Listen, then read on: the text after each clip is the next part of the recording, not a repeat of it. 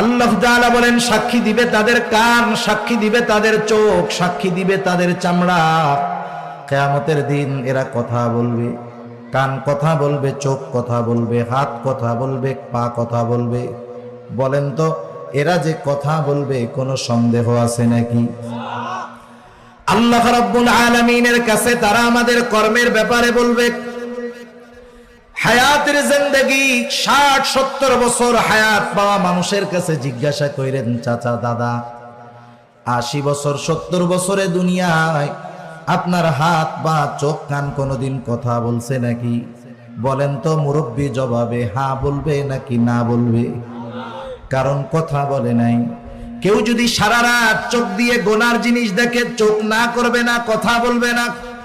কানের মধ্যে ইয়ারফোন লাগায় যদি গান শুনে কান কোনোদিন কিছু বলবে না। জবান দিয়ে যতই খারাপ কথা বলুক না কেন